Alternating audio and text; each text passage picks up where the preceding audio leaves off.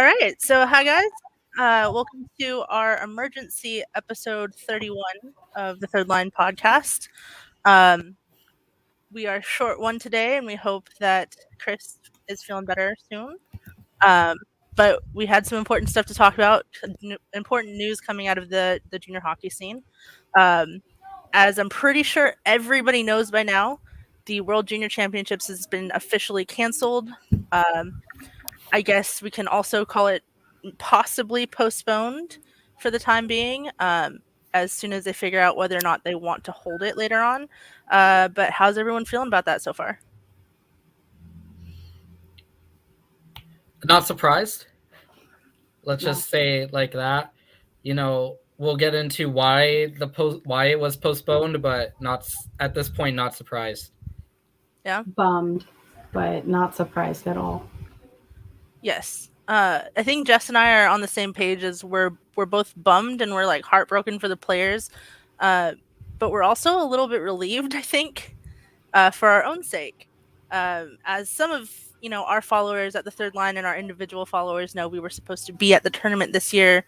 A bunch of things happened, including I fractured a bone in my foot. So we ended up not heading out to Edmonton, and luckily we did, because our flight would have missed the first game that we had, and today would have been our second game, and it got canceled. So we wouldn't have seen anything. Nope. But I think And then overall, we'd be stranded. but I think overall, that's us looking on the bright side. But overall, this is a massive loss for these players, and I think I'm just kind of echoing the sentiment that everyone else has had, who's spoken on this and who's posted and said something so far, where we're all just upset that these players are not getting the opportunity to go out and show what they can do on the world stage. They're not representing their countries, and for a number of them, this was their last opportunity at the junior level. Yeah, it's disappointing for the players, especially those 19-year-old players or the players who just snuck in for their last tournament that won't get a chance next year. But this is health and safety in the end takes priority over everything. But yeah, it will be interesting to see what the players say when they arrive, back in the WHO. We all cover players that were at the tournament in some capacity. So I'm sure that, we'll hear some statements from players about really what went on during these last, I guess, 5 days, 6 days, and kind of their opinions on it for players who won't be back next year. Yeah. I mean, I think all the players are going to be disappointed. I think a lot of them are going to veil it a lot better than I think any of us would. We'd probably run our mouths a little bit if you don't know us. But I think a lot of these players are going to, stick with the, it's just whatever's best for health and safety. And we're probably going to hear the phrase health and safety 10,000 times before the season is over, for whatever reasons, any type of cancellations. They're going to use the lack of attendance and say, oh, it's a health and safety issue, we have to push the game for now. So I think that's something that we're going to have to get used to, both from, officials, players, coaches, members of media, which I think we're slowly seeing people start calling everyone out a little bit more. But I also think that the cancellation came at one of those points where the tournament's already going. You already had all the kids here, all the teams out.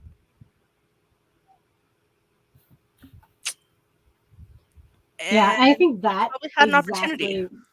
Yeah, I think that speaks to the failure on the IIHF's part on this one. Like, they didn't plan at all for this possibly happening. It's like, yeah, they're not, doing the whole kicking one of the guys out. I've lost that word. I keep forgetting the word. They're not, removing one of the lowest seed from the competition next year in case of forfeits.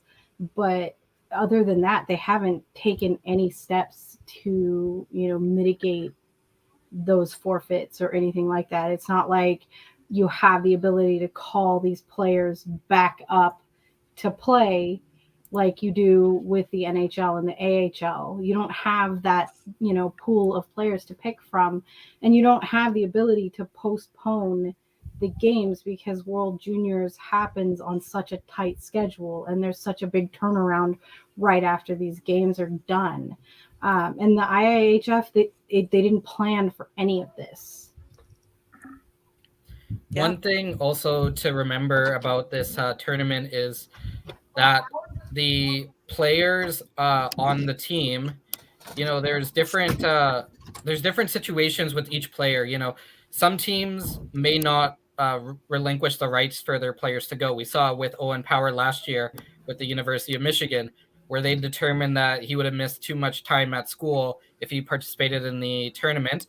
So there is this sense that they didn't really build in a buffer, and they were only able to really get these players for a very short amount of time.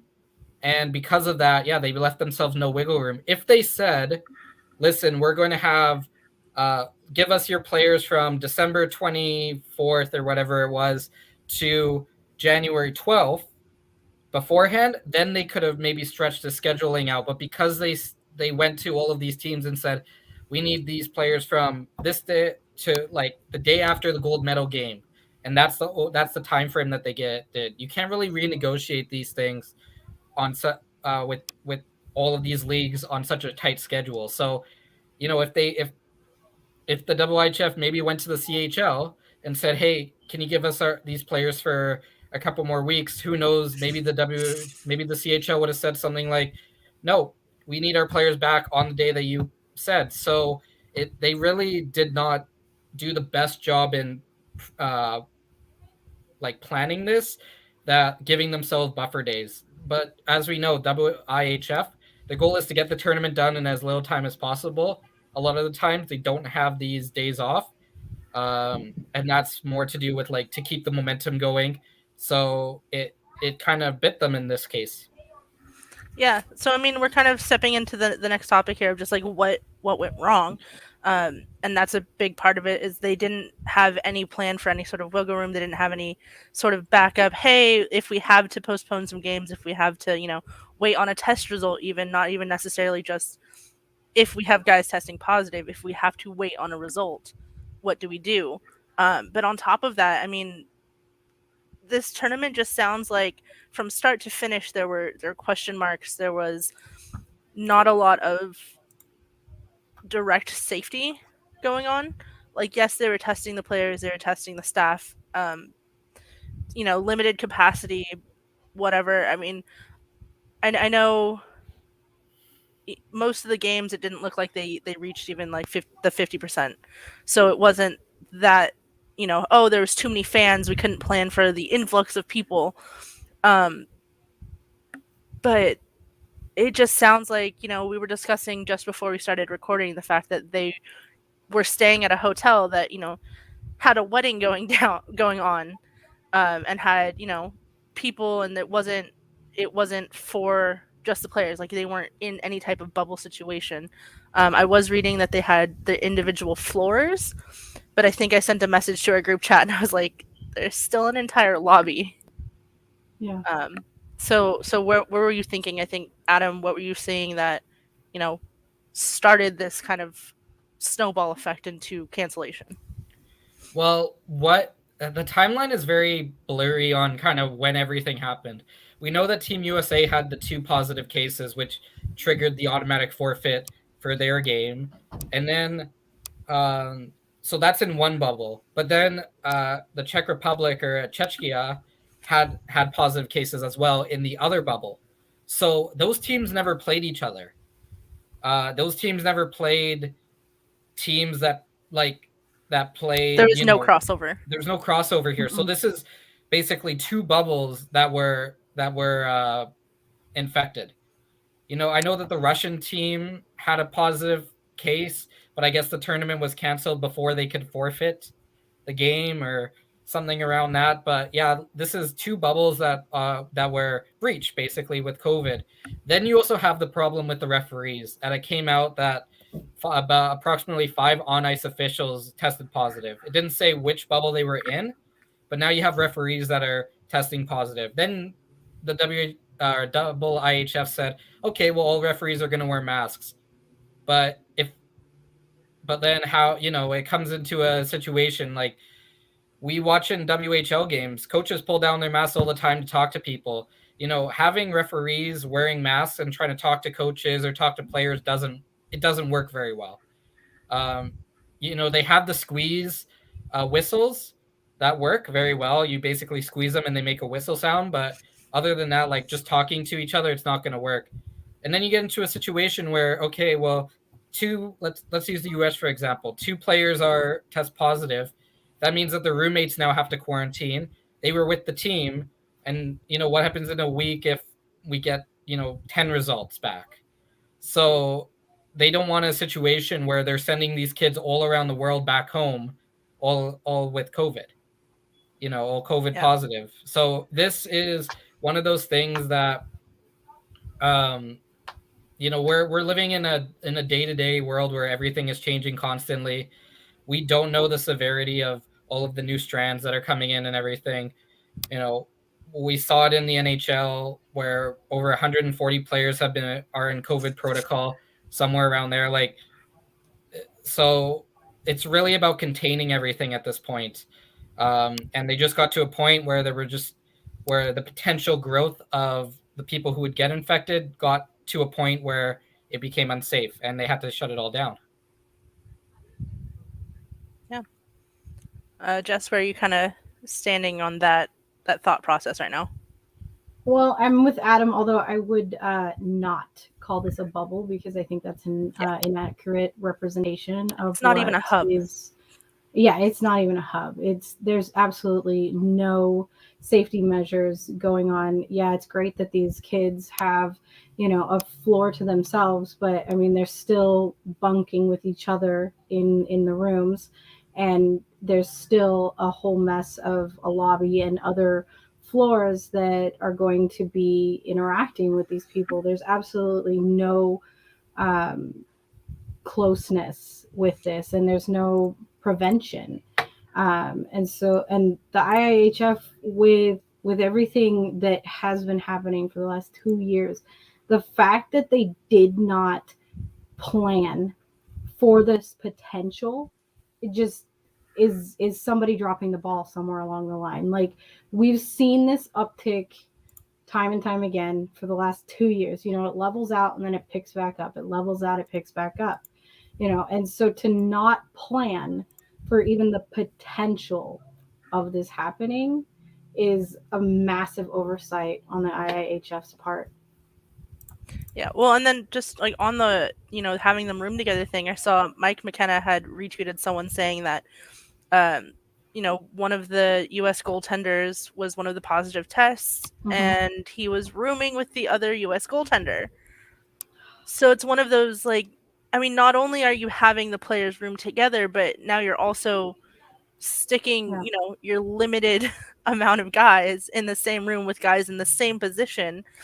So even if, you could quarantine as best as you possibly can and it was a perfect situation, well, now you're still probably down 2 goaltenders. Yeah. And the weirdest part about that whole thing is, I don't know, I think it was Bob McKenzie from TSN tweeted this out, that it was like, even though if the player who wasn't tested positive, who was rooming with the positive, the goaltender, he would still be allowed to be on the bench, but a forward couldn't be on the bench. It was. Well, I mean, it's one of those situations is you don't have anyone else. You have 3 goaltenders. You lose one of them or you lose 2 of them, you're screwed. So, I mean, obviously we saw that last night in the WHL, but it's just one of those situations where, okay, cool, you have him play, and maybe he's just carrying it to the rest of his teammates. Now he's sitting there across from or next to his teammates who are going out and facing off against players from another country who are going back to room with their roommates, and even in a perfect world where you can quarantine a player who tests positive and make sure he has no contact whatsoever with anybody else. Well, he probably was with his team earlier that morning. he was probably walking in the hallway and stopped and started talking to someone. Like, it's just one of those situations where, especially having them rooming with another player in this day and age, I guess, is ridiculous.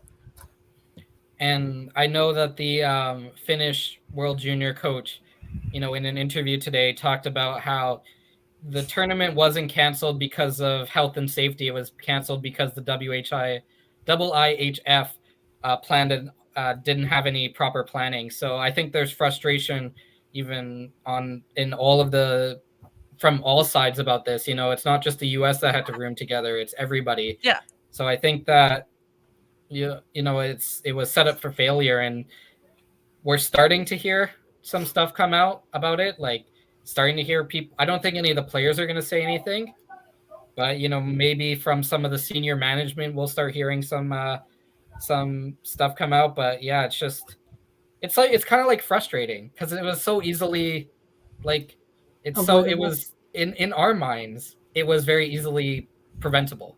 Yeah. Like, how hard is it to go to a hotel and say, listen, give us the hotel, we're going to put everybody in separate rooms. You need one in Red Deer and one in Edmonton. I know it's the holiday season. I mean, yes and no, because we say, oh, how easy is it to do that? But also, it is expensive, and we have to think about that. They didn't have fans last year, held it at the same location. They did pay for, the entire hotels. They did do the entire bubble.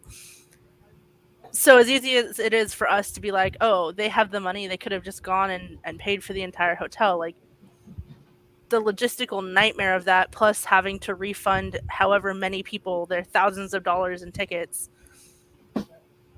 But the amount of money that they lost by not doing that is probably going to be greater than the amount of money that it would have cost to rent out the whole hotel. Because now... But what I'm meaning is, like, before the tournament, as easy as it is for us to say, like, oh, it would have been such an easy thing for them to do. Yes and no, it would have been something that they should have done. But in that situation, I think they were just like, well, everyone else has managed to pull this off until this point, having kids room together. I mean, even in the WHL, we covered all season. We had, 2 cases before the break? 3? Yeah. And the guys live together. The guys live with billet families that, have day jobs, that go out. The guys go to restaurants. Like, it's one of those, I think, while they were originally planning the event, they were probably sitting there going, we've managed to this point. Everything seems like it's going okay for everyone so far. So as easy as it is, and I'm not trying to defend the IIHF because this was a poorly ran event from top to bottom. I don't necessarily think that we were even thinking that this was going to be the situation at this point. No, not until, the beginning of December, when everything kind of started to take a slide. I think the biggest problem with the way this was planned was there was no fail safe in place. There was no what if or safety net for this particular event. And there should have been. In this day and age, with everything that's been happening with COVID and everything like that, they should have at least had that, like a plan B, just in case, one of those break the glass in case of emergency kind of things. And they didn't. And that's the biggest problem that I see. I can agree with that. Adam, are you kind of thinking the same thing, or are you thinking that just from the beginning it should have just been worst case scenario and run with that? Well, I'm always of the thinking that you go worst case scenario, that you play out every option and you prepare for every option, because it's better to not use the fail safe than not have a fail safe. Absolutely. Yeah. Mm-hmm. And hope for the best but plan for the worst, and exactly. They did not do that. We saw, they made the conscious decision to reduce, or they knew, they messaged, you two were supposed to go to the event. They lowered the capacity to 50%. So as soon as they did that, and they knew that something was changing, that should have triggered something in their head going, okay, we need to come up with a fail-safe here. Whether that was move the tournament completely to Edmonton and just rent out the hotel. They have the hotel in Edmonton, as we understand it. It's actually connected to the rink via underground passageways. That's how they explained it in the Edmonton bubble. You could have run this tournament in Edmonton. They have a practice rink that you could have used. That's in the state. That's close to the stadium. You run games in the practice rink, and then you run games in the actual building. And then I know it might cost a little bit in the fact that fans bought tickets in Red Deer, but if they did that, they rented out the whole hotel. They made it an actual bubble. Maybe we wouldn't be having this conversation today, necessarily. Yeah, and it's one of those, they had the time to plan that, because if we had the time to do all the planning and all of the fail safe, maybe we just shouldn't go taking care of all the stuff that we needed to take care of. They definitely had the time to pull something together. Yeah. So I don't know. It's disappointing, I think, all around. It's easy to point fingers and blame people, but I mean, it's not going to do anything at this point. I feel for the guys. It's going to be interesting seeing what happens when they do get back to their junior teams. Specifically because, like, I know, Adam, you were saying that all of the Giants players coming back are expected to play like on Sunday, and I had just talked to Jess. There was a player who came in the WHL who came back from Italy and played the next day, and I went, perhaps they should have waited on that. But yeah, it will. I think this is going to be a very turbulent time for the WHL, especially, and the OHL and the QMJHL. What do you do with these players? Connor Bedard and the Regina Pats are supposed to be playing in Edmonton, so he doesn't have to travel to get to where most of these players will have to travel. So does Regina play him in their next game, which I think is tomorrow or Friday, or do they hold him out for a couple days to make sure that the testing is done correctly? Do WHL teams take a chance and play these players knowing that they have been exposed? Like Canada played Czechia just a couple days ago, and now Czechia has a positive case. So it's like, where does the timeline equal? The thing is, as long as the players' tests come back negative for whatever the most recent test before they play is, they're going to play the guys. We've already seen that time and time again. I think it's kind of silly because there should be some sort of, hey, let's wait and see, because otherwise we're also going to get postponed and everything's going to get pushed. And, if this snowballs into the rest of the season getting canceled and that we end up not having another Memorial Cup again and not having a playoffs, I think a majority of the junior hockey community is just going to go insane.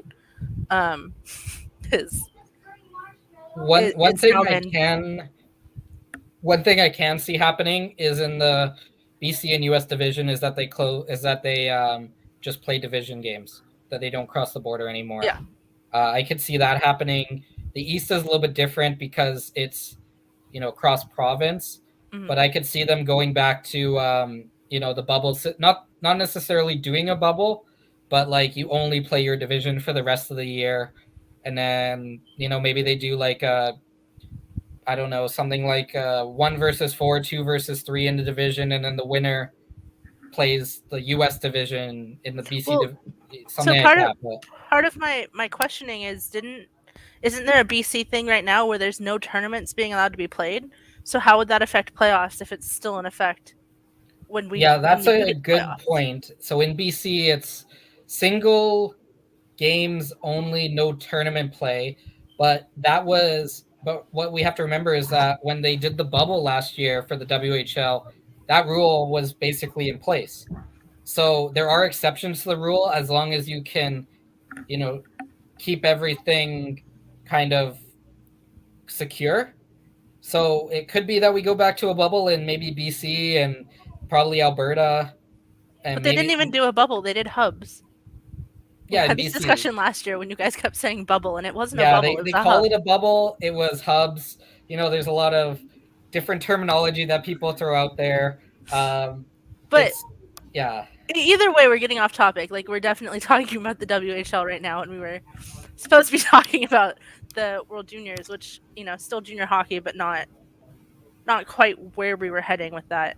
Yeah. But I mean, in general, the plans to have it possibly during the summer, like to have this tournament come back and have them finish it up. I've heard a number of people kind of in favor of it, and my question is: so then, do you play the games that were originally forfeit? Do you start with all the same stats? Like, are you going to We plan it start better with and all the have it in a same bubble? players. Yeah, the idea is that all the same players, you'd have to take the roster that you had originally.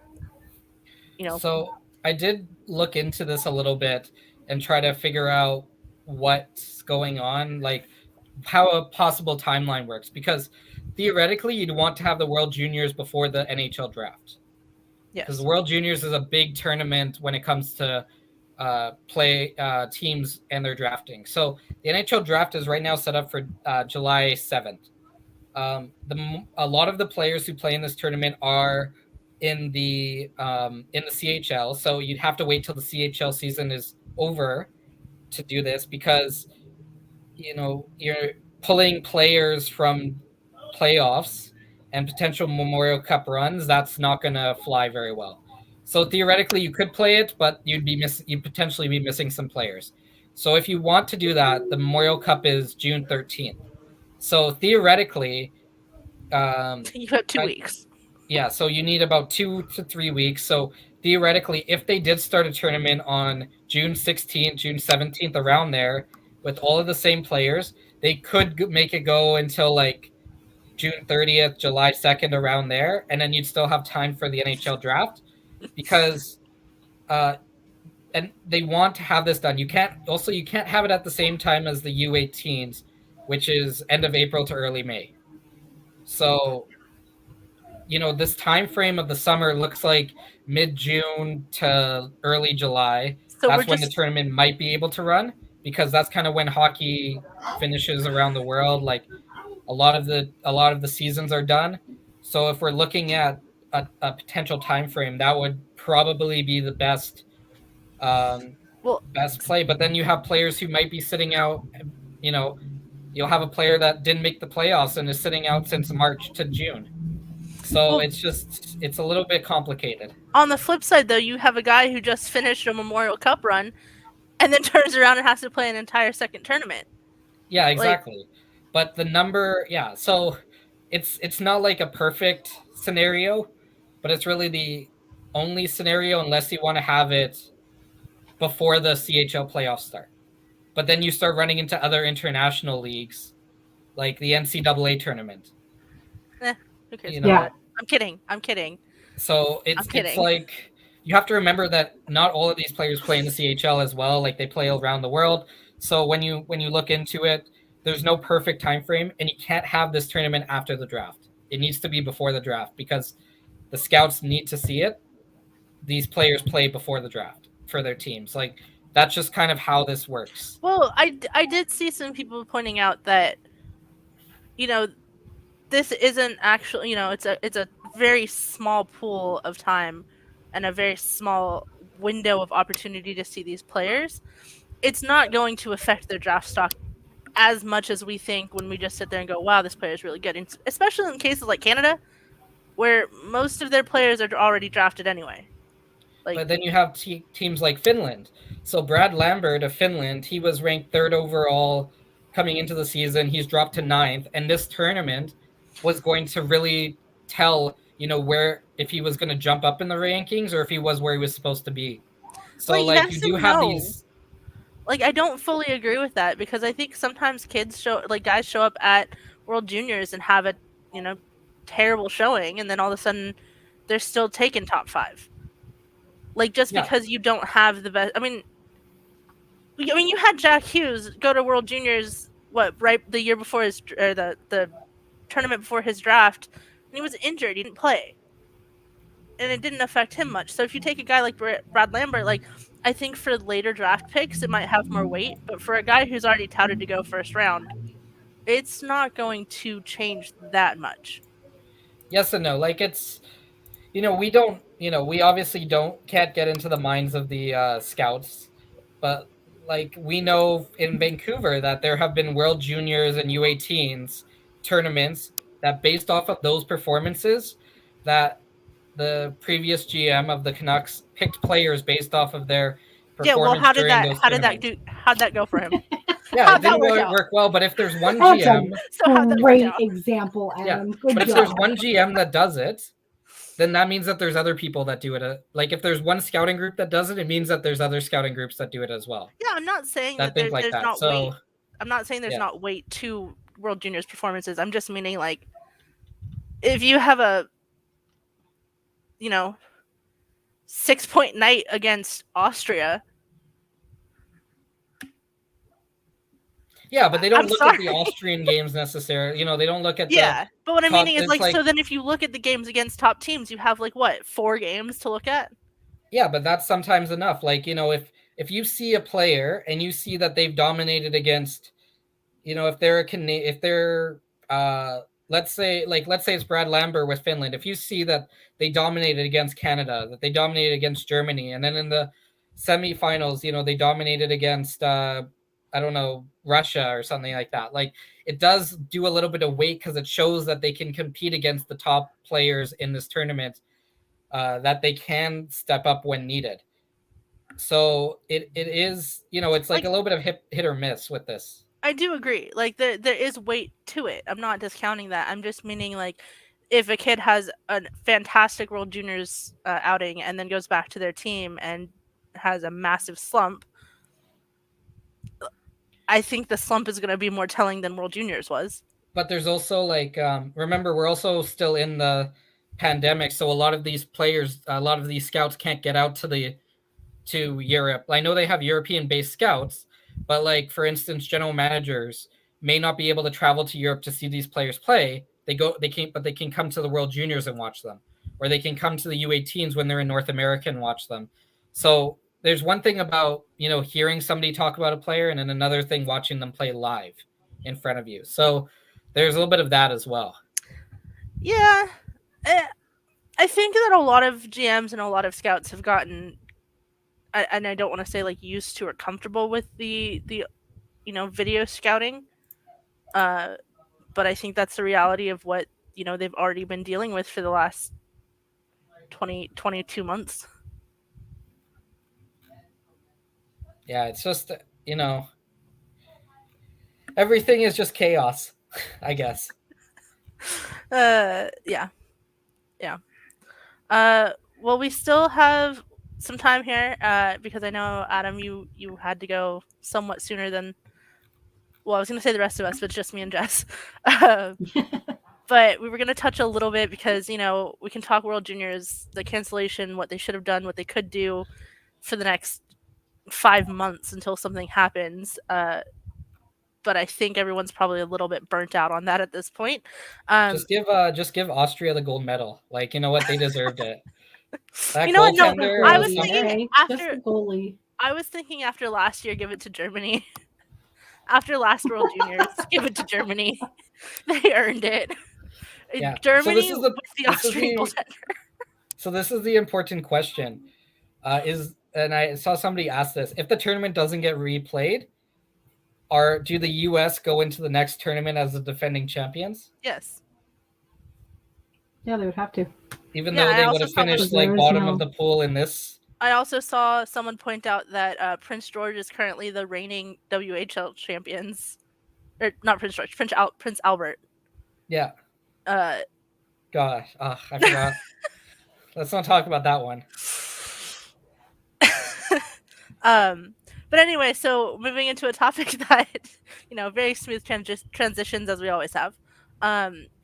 Moving into a topic that is just as terrible to talk about as World Juniors being canceled.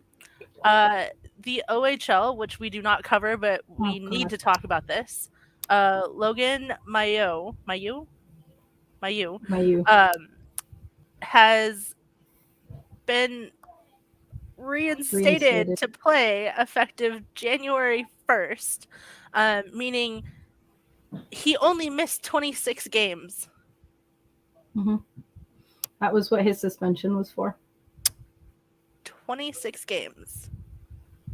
How are we feeling about this? I don't think we need to go into what he did to earn himself this suspension and this hey, you can't play until we decide that you can play again. Um, how are we feeling about this? I'll let Jess take it first, I guess. I'm actually honestly I'm furious. I think it sends an absolutely shitty message to um, kids and players around the world that his actions are excusable. Uh, it's it does a disservice to hockey in general, especially with how we're trying to change the culture around hockey and the narrative around hockey. But it also shows little girls and women that the guys that are playing are still more important. Yeah, as long as you're a good athlete, who cares what you do? Exactly. Um, I'm kind of hoping because I believe his first game back, it's London against the against Kingston. Um, I guarantee you that about 70% of the hockey community is going to be rooting for Kingston to just stomp London. Yep. Now, there's still a chance here for London to do what a lot of people believe is the right thing. Like, just because he got reinstated by the OHL doesn't mean that London has to play him. Like, he didn't play for London last year. Yeah. So, like, Nobody played if for London London last year. is, if I'm the London Knights, Yeah. Actually, to be fair, the OHL didn't have a season last year. Yeah, exactly. I forgot about that for a second. It has nothing to do with him not playing last season. That was just the league did not play last season. Honestly, I'm just confused at this point about what year it is sometimes. But like, there's nothing that says London has to play him. Like, there's nothing that says in the rule book he's your player, you have to play him. Yes, but if we're going off of what we've seen from every other situation, they will. Yeah. Like, London right now is the number 2 team in their division, and they're 1 point behind the number 1 team in their division. They're one of the top teams in the in the OHL. So, if I'm the coach of London, this is going to bring a lot of pressure to the organization. It's going to bring a lot of pressure to the locker room, unnecessary media attention and everything. And if I know that I have a chance to go far in the playoffs, which London does because they're the London Knights, they have a chance with the team that they already have, mind you. Like, with the team that's already cohesive and working together and doing well. Yeah, like, why are you going to really take that risk and bring him in? Because this is a guy, remember, also who hasn't played in a very long time. Like, he hasn't played in the OHL for a very long time. Not 100% sure how much he played this year, but I don't think he played very much this year. This also, remember, you have the commissioner of the NHL who came out and basically said we're not going to let Montreal sign this player for a little bit of time during the offseason. He didn't specifically say it, but that's what his message was. Like, what he did was unacceptable, and we're going to make sure that that he knows that it was unacceptable, and that what the Montreal Canadiens did was against everybody's wishes. So if you're like I said, if you're the London Knights, why would you want this attention right now? Like, this is an organization that for years and years and years has prided themselves on being one of the top organizations in the CHL. So why bring this unnecessary media attention to your organization? And then if they bring him in, then you're going to have, the London Knights supported what he did. So, if I'm the Knights, I'd stay away from this. Like, there's no reason to bring him in. You're not a team that's like just trying to get into the playoffs here. You're a team that has been in the CHL, top 10 at one point of the season. So why would you risk that and bring such a wild card in at this point of the season? Yeah. And I mean, to add to what you're saying, he has not played anywhere as far as, elite prospects lists. He has not played anywhere this season. So basically, in the last 2 years, he's had less than 20 games, I believe. Mm-hmm. You have a team that's already rolling. Like you've already said, you're already in a good position. It's not like you're starving to bring a player on that's going to immensely help you. You're in a good position. Why are you going to bring that type of distraction for your players you know because at games, if he's play I mean, I guess in the OHL you can't do anything right now because you can't stand up. Um but like, why would you bring that to your players, as you were saying? Like, there's no reason for it. Um but this sport has disappointed us in this area time and time again. So it's one of those, I will not be surprised when come New Year's Day he is on the roster for London. I won't be surprised if we see the London Knights with a tweet that says "Welcome back." Yeah. Like, and then Oh, for sure. and Then they then just completely ignore it. And then it will be interesting to see what the CHL does, because once in a while, or the OHL does, like the league, because once in a while they do put out highlights of players. So if he's welcome back to the London Knights and he does something that would usually be worthy of a play that gets onto the league or the OHL social media account, what do they do in that case? We already saw it, like the whole if you're from Vancouver, about the Jake Virtanen situation. He went over to the KHL. The KHL has been putting him on their social media all the time. And he's not the only one who's been banished to the KHL that the Exactly, KHL has but been it's like, talking positively about recently. Yeah, it's like, do you want to go down this route where you're promoting somebody who has had charges against them, serious charges against them, but see, or you do have you to look want? at it. The OHL is already basically not caring because you have the whole Tucker Tynan situation.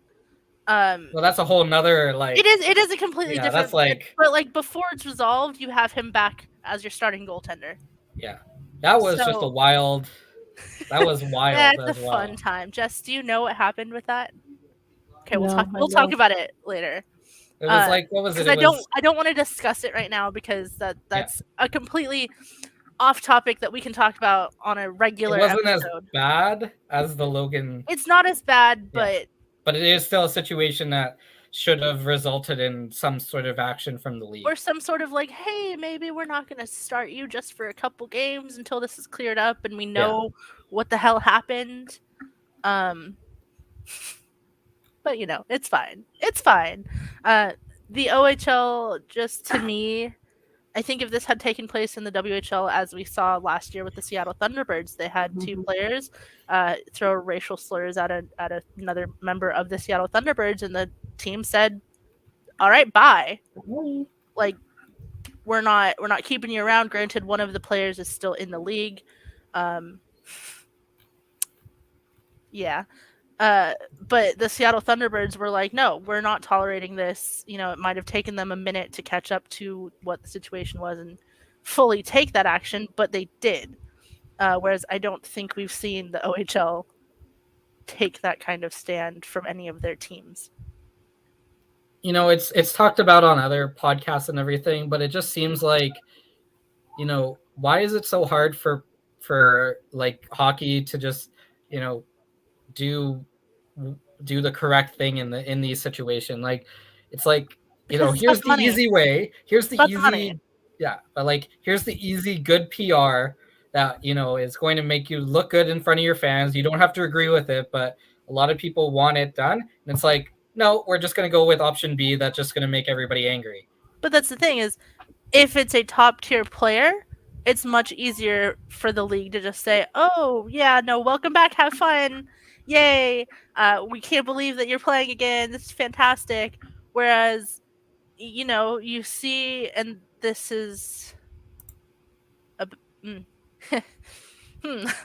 you have the Brendan Leipzig situation where he's a perennial fourth line player that nobody necessarily talks about unless you're anyway. The hockey community and the league and the Washington Capitals took action really damn fast on that. Really fast.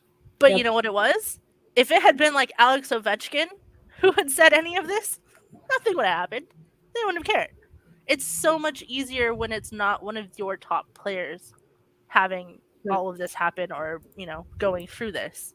Um, and unfortunately, when, you're a first round draft pick, Who you're going to shouldn't be have been a welcomed first back. round draft pick, He but that's a shouldn't. whole nother thing.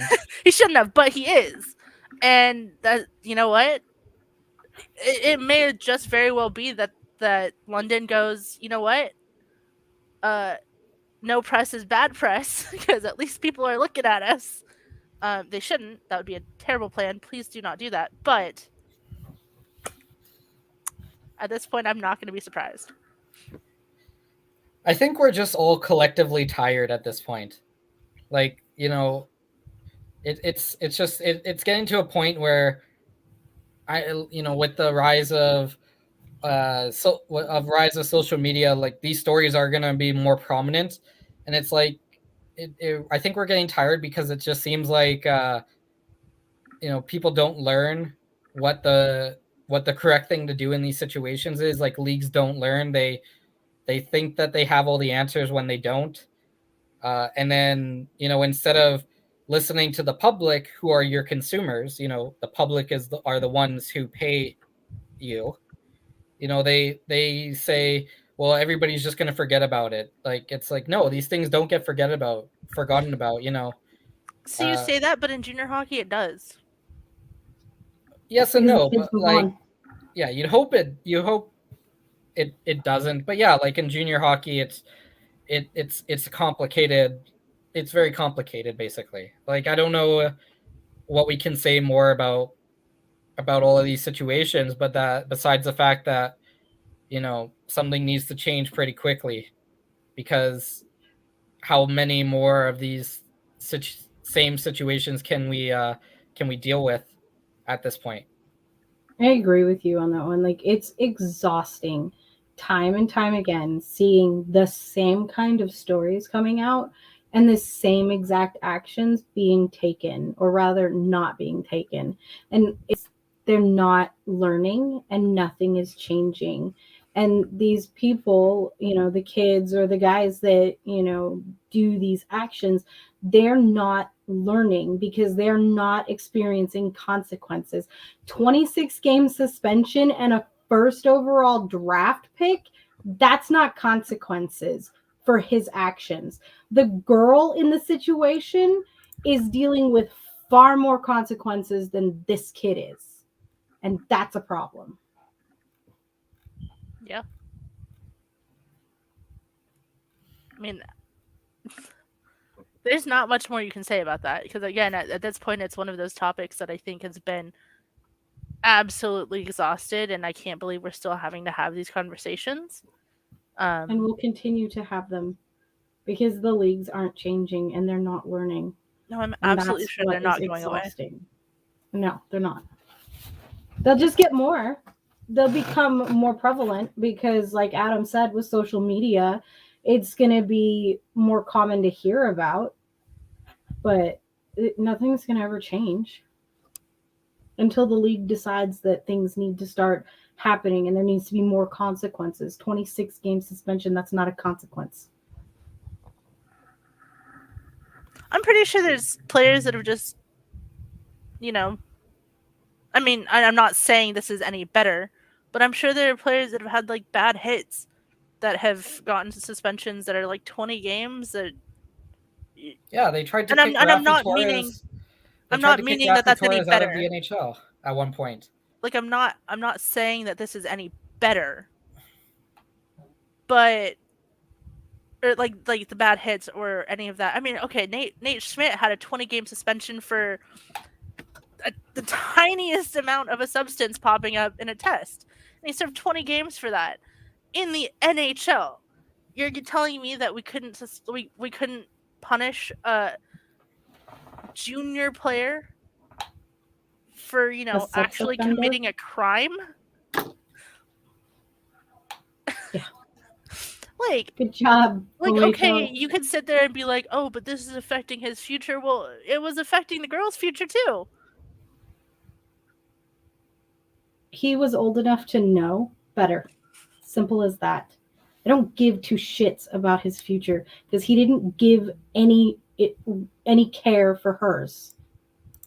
He was old enough to know better, and he's old enough to experience the consequences of those actions. The league doesn't care. Yeah. Yeah. Which, it's disappointing that it's not surprising. And I think I've said it like 5 times so far, but I'm not surprised by any of this anymore. Yeah, it's frustrating. Okay, like I mean, for our followers, I mean, you guys all know that I'm a parent, right? I got a 14-year-old, and I got an 11-year-old, and I got a 9-year-old, and all three of them know what he did was wrong. All three of them know that. And I talked to my 14-year-old. He's a hockey goalie. I explained what the problem was when this kid got, drafted first overall, and he knew that that shouldn't have been allowed. So it's sending the wrong messages to the kids, and to act like we're ruining this kid's future. He did it himself. He ruined his future, and now he gets to deal with it. Well, that's the thing, is if he wasn't a top level athlete and it ruined his Right. future by getting into a school, what difference would that have made? Right. Not at all. But like you said, it's easier to replace a fourth line grinder than it is to replace a top player. So yeah, like I mean, even Virtanen, he had his own set of, could he be a fantastic player? Yeah, everyone wanted him to be, so they held on a little bit longer. But in the end, was it all that difficult to get rid of him? No, Vancouver fans wanted rid of him to begin with. Mm-hmm. So it's just going to come down to whether or not London thinks that he's going to be a positive addition to their team, or if they can just live without him. And it's going to have nothing to do with his actions. Yeah, or if it's going to come down to whether he can make the team better for their playoff run. That's it. I think they may not have him play New Year's Day, specifically because they're going to want to see where he is physically. Like, they're going to want to work him out like he would be at a camp.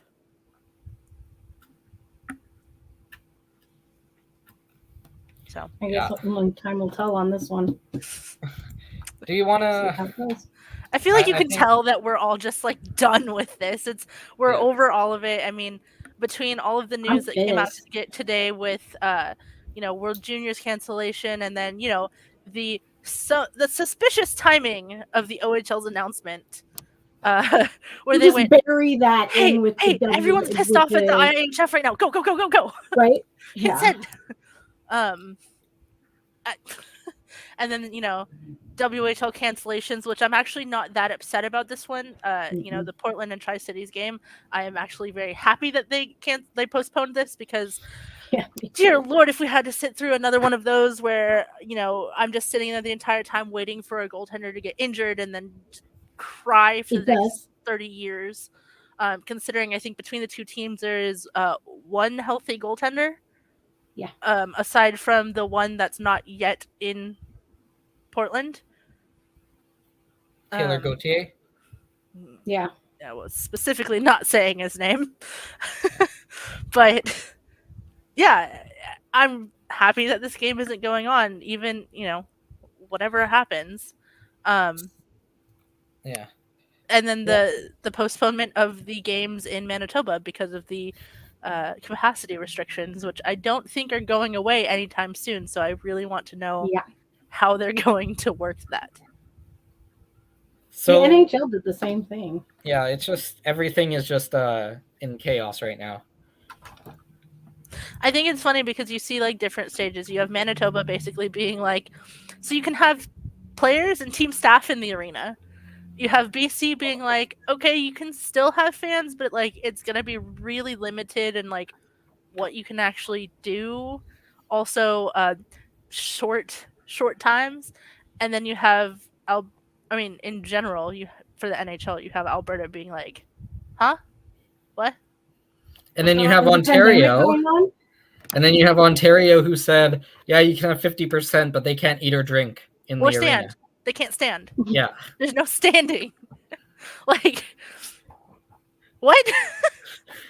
I hope after you sit down that you do not have to go to the bathroom.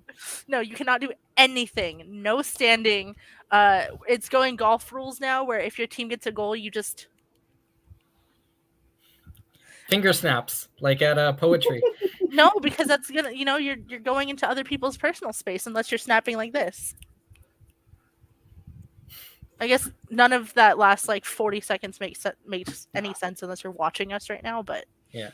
So before we wrap up, why don't we actually end on like a positive note? Do we have any of those? Why don't we talk a little, because we did start, in case you forgot, we did start this did start with the World Juniors conversation. No, I have a feeling I know where you're going with this, and I have a feeling I don't want to hear it. No, I was going to ask, what is your all-time favorite World Junior moment?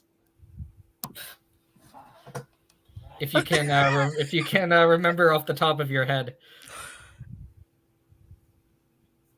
Well, I mean, I never actually get to watch the World Juniors because they don't broadcast them down here in the States. Like, you have to it's some serious backwards ways of finding these streams to watch some of these games. So I rarely actually get to watch the World Juniors. Yeah, I think this year was one of the only ones that I really got to watch. And I was so I was watching the Canada game, which is the game that Liz and I would have been able to go to on the first night, but we probably would have ended up missing because of flights. And so watching Power get his hat trick, that was pretty fucking awesome. I'm gonna guess. Can I do a guess for Liz's favorite moment? Sure. It's Simon Knack being named captain of Switzerland and then scoring one of their only goals of the tournament last year. Aw, Simon. Okay, so no, that's not my favorite necessarily. I was cheering like crazy. I think Jess got 37 messages from me just being like, ah! Probably. But and this is also not my favorite moment, but I just feel like talking about it because nobody else does. Can we just talk about for a minute how Dustin Wolf didn't allow a single goal at last year's World Juniors, and yet no one will stop talking about Spencer Knight? Dustin Wolf did not allow a single goal. Who's Dustin Wolf again? Never heard. She does still have a passport, and she will fly up there and kick your ass. He's just a 4-letter named goalie from the Everett system because they work magic with those. Yeah. Oh, he's the guy in he's lighting up the AHL now. Oh yeah. No, he's absolutely destroying it, except for the fact that the Heat aren't playing because they're in COVID protocol and all of their games are being postponed. I think they were supposed to play tonight in San Jose, and the game got postponed, and I'm really annoyed with that because I could have been there, right now. But it's fine. It's fine. Just push it down with all the rest of the stuff. It's fine. Also, I just wanted to acknowledge the fact that you did not respond a single time when it was Trent Miner versus Dustin Wolf at the teddy bear toss for the Stockton Heat. Did you send me messages? I sent you many messages. I tagged you on Twitter. Oh, I must have not been paying attention. It's fine. It's fine. I mean, Trent Miner got pulled, but it's fine. Ouch. Rude. This will be Liz and me when Wolf finally makes it to the Flames, Calgary? And you guys will fly down to whatever city he is in. No. When we have to watch Wolf and Hart go against each other, lines will be drawn in the sand of friendship. I mean, yeah. Granted, I will have to be cheering for the Flames, which might cause me some pain. But I'll take it. It's fine. It's fine. So I guess let's just summarize the episode before we head out. World Juniors is canceled. Everything sucks. Junior hockey is really depressing right now. And make sure that the women's under 18 is actually played. Yes. Also, stay tuned for news on that from us. Not about whether or not the tournament gets played, but just some speaking points. We might have some fun stuff coming up soon. Also, since we have not yet once mentioned any of our sponsors here at Area 51, I have some promo going on. I finally placed an order. Is that Hapson? It is. I finally placed an order. It took forever to get here, and I think they paid more in shipping it than I paid them. But I have it now. Yeah, so there's a promo code. It is Area 51. You get 25% off at Hapson.ca. Everything is super high quality. I also got a pair of leggings that are really comfortable. They don't have pockets though, so I'm kind of sad about that, but that's my point. Points against. And very important, remember to head over to area51sportsnetwork.com/WHL. Why? Because there you can find some of our writing, as we have started posting some WHL content on the site there. There's some World Junior stuff. Liz wrote a little bit about the teddy bear toss. Make sure to check that out. There's another one coming soon. Yeah, and hey, wait, are we going to that? Ooh, I should ask that. If it doesn't get postponed. Yeah, make sure to check it out, and if you want to join the team, let us know, and we'll pass on. We'll try to make it happen. We're always looking for more writers, especially in the Eastern Conference. Actually, right now we're only looking for writers in the Eastern Conference. Yes. So if you have an interest in the WHL, want to cover it written-wise for Area 51 Sports Network, and are interested in covering any of the Alberta, Manitoba, or Saskatchewan teams, make sure to reach out, and we will definitely pass that on. And yeah, we look forward to the content.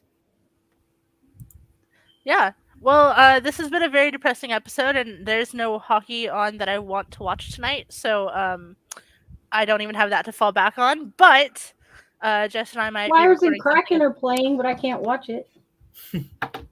Blacked out in my area. I can. Over Skype. There you go. But Jess and I might record something later tonight, so we can cry together, and you guys can listen to that later on. But as far as our emergency episode that has now gone on longer than we had originally planned, as per usual, I'm Liz. Adam's here. Jess is here. We're gonna go log off and cry. Sounds about right.